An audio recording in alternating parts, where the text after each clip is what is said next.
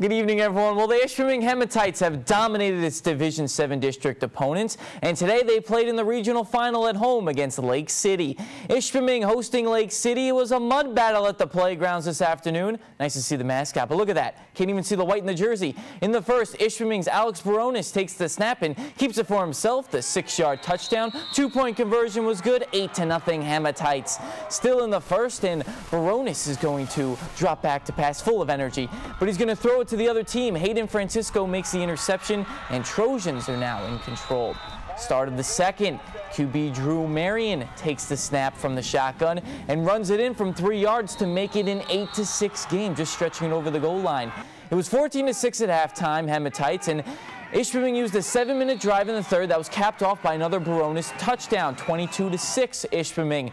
Then the Trojans respond on 2nd and goal. Marion keeps the handoff, sheds a few tackles, and finds his way into the end zone. 22-12 Trojans, down just 10 in the fourth. But too much Alex Baronis to handle for the Trojans. He takes the snap, breaks it out right, and goes for 43 yards in for the score. That was his 4th of the game, his longest of the afternoon. Ishpeming is your Division 7 regional final champs as they win 28-12.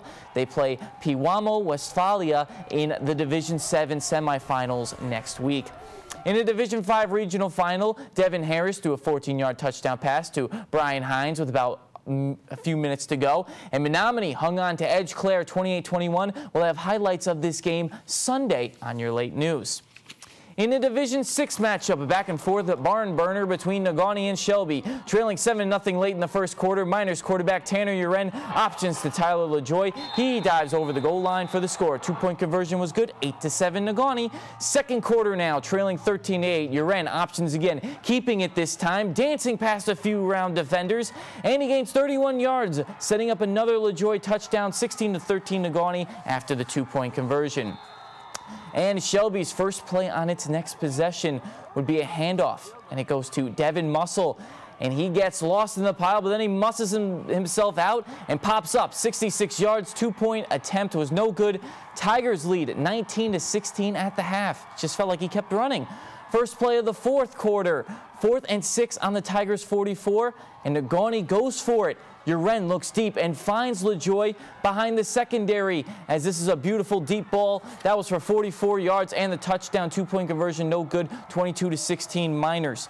But Shelby had another response. Quarterback Spencer Peters rolls right a little and spots Shane Kashtazi. Great throw, 55 yards for the score. Tigers take another 4-point lead. Negaunee had 3 more chances. The Tigers batted them away. 2 fourth-down passes. Then with less than 10 seconds to go, LaJoy was stopped on 4th and 3 by Austin Porter. And Shelby wins its first regional title, 26-22. Shelby faces 2-time defending champion Ithaca next week. Negaunee ends a great season, 10-2. In 8-man football semifinal, Rapid River hosted Bel Air. Lots of rain in Delta County. The Rockets' Jake Pearson gets a first down here. He scores a few plays later to tie the game at 6. Late second quarter, Rockets are driving, but Pearson's going to lose the ball. Bel Air recovers, and the game remained tied at 6 at halftime. Third quarter, after another Pearson fumble, Chase Small gets loose for a 33-yard touchdown run. The Eagles led 12-6. They hold on to the win, 20-16. The Rockets end their season 9-3. Bel Air meets Deckerville in the state final next weekend. Now let's go to some GLIAC scores as Michigan Tech beat Wayne State 35-13, and senior linebacker Justin Armstrong was the superior player of the game. Game-high 14 tackles, a sack, and a fumble recovery in the game. Tech finished in a 4-way tie for the GLIAC North Division Championship with Grand Valley State, Saginaw Valley State, and Hillsdale. And Ferris Stakes' Jake Lampinen threw a 14-yard touchdown pass, and Tarico Searcy ran it in for the 2-point conversion and the 32-31 win over NMU. Prince Young had 51 yards rushing and a touchdown on senior day. Rolls over Indiana 62-14 over Indiana. 564 yards of rushing for Wisconsin. And Penn State fell to Nebraska 32-23. And then we have some college hockey. Ferris State beat Lake Superior State 2-1, and Michigan lost to Michigan State 7-2. And also NMU and Miami tied, but Miami won the shootout. Stefan Vijay and Ryan Kessie with the goals for the Wildcats in the tie. And we also have college hockey. Finlandia women fell 5-1 to Marion, and the men as well 3-0 to Marion.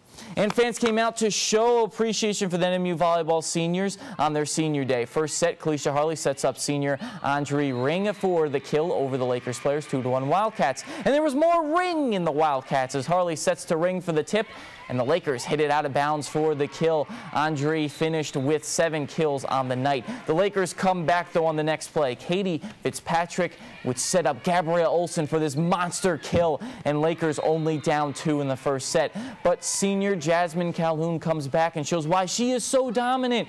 She gets the kill off a Harley assist. She had 5 kills and 3 blocks in the game, and NMU beats Lake Superior State 3-1. They will now travel to play Ashland in the GLIAC quarterfinals on November 14th. And we also have Tech Volleyball 3-2 over Saginaw Valley State.